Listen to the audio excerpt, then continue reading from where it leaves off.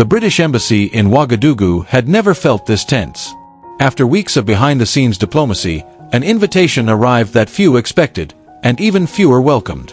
King Charles III had officially invited Captain Ibrahim Traoré, leader of Burkina Faso, to London for a Commonwealth History Forum.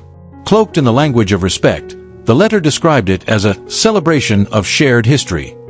But Traoré understood what it really was, a stage for polite imperial nostalgia. International media erupted. A BBC panelist mocked, "Will Traoré bow to the British crown?" A conservative UK commentator sneered, "He doesn't belong in those rooms." But Traoré, unshaken, accepted without hesitation. "If they wish to discuss history," he declared, "then let us speak the full truth." When he stepped off the plane at Heathrow, the reception was ceremonial but cold, his presence tolerated more than welcomed. British officials greeted him with rehearsed smiles and stiff handshakes. Traoré gave a nod, measured, firm, without pretense. He wasn't here to perform gratitude. Inside the grand halls of Buckingham Palace, draped in gold-framed portraits of conquest, he could feel it, centuries of stolen power humming through the marble floors. As he entered the chamber for the opening roundtable, the tension was palpable, old empire versus rising dignity. King Charles, dressed in his royal attire, extended a hand and offered a diplomatic welcome. "We've come a long way." Traoré met his gaze. "Yes," he said coolly, "some of us walked. Others stole ships." The room froze. Cameras clicked. A few diplomats coughed nervously. Charles managed a thin smile. "So, we'll be speaking frankly today?" Traoré's voice didn't waver. "I don't know any other way." Outside, crowds had gathered, some waving Union Jacks, others holding signs that read "Africa is not yours" and "Apologize for empire." The world was watching. Inside, the forum began with choreographed civility, crystal glasses clinking, silver trays passed, and Oxford historians introducing the day's theme: empire, civilization, conflict. King Charles opened with somber tones. "Our past is not without blemish. But through colonization came roads, law, literacy. We brought order where there was chaos." Traoré didn't blink. He crossed his arms and waited. When his turn came, he leaned forward, his voice calm, but heavy with meaning. "You speak of civilization as if it were a gift," he began, "but gifts are not taken by force. Your empire didn't build roads for us, it built roads to extract from us. You didn't teach us law, you enforced obedience. You drained our lands, erased our names, banned our languages, and now you wear the jewels of our ancestors on your crowns and call it culture." A thick silence filled the chamber. One historian stirred to interrupt, but the moderator stopped him. The king straightened in his chair. "Without British institutions," he asked, "where would Burkina Faso be today?" Traoré's eyes narrowed. "Free," he answered without pause. "Maybe slower, maybe poorer, but free. Freedom has no price tag." The king responded, "You forget the violence within your own borders. Tribal warfare long predates us." Traoré didn't hesitate. "You didn't end division," he said. "You fed it, armed it, profited from it. You turned tribes into tools and brother against brother. You wrote 'divide and rule' in ink and blood." The silence was now suffocating. The moderator quickly moved the discussion forward, but the tone had shifted. Traoré hadn't come to flatter royalty or decorate history. He had come to confront it. Outside, cheers erupted as his words went viral. Social media lit up.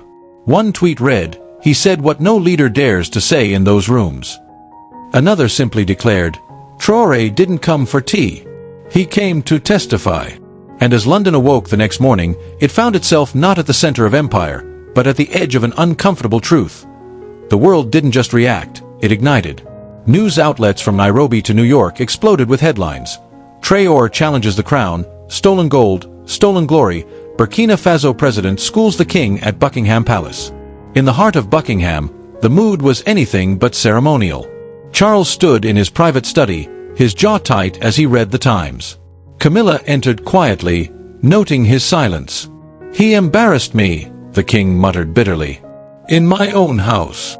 Camilla, ever poised, simply raised an eyebrow. Or perhaps, he just told the truth. Charles said nothing.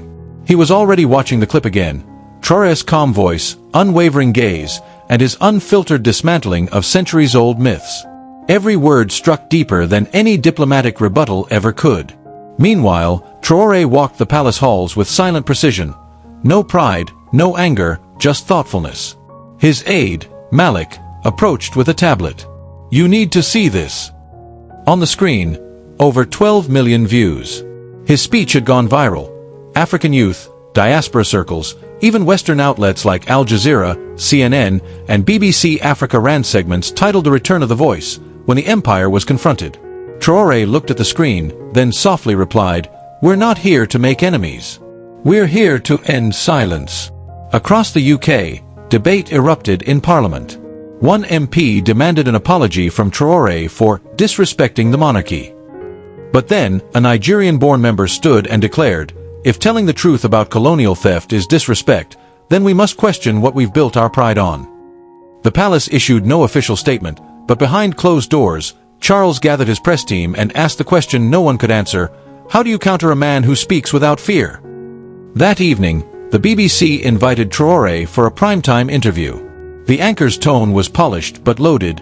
"Do you regret the way you spoke to His Majesty?" Traoré leaned in, voice gentle yet piercing.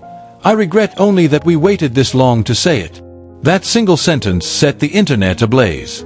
TikTok, X, and YouTube Shorts flooded with clips captioned, "He said it to the king's face, 400 years of silence, broken in one sentence." In Oxford, students gathered spontaneously, not around textbooks, but around truth.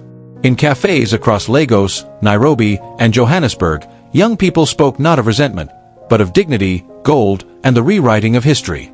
But not everyone cheered. At 10 Downing Street, the Prime Minister called the palace in frustration, worried about diplomatic fallout and a rising, populist tone.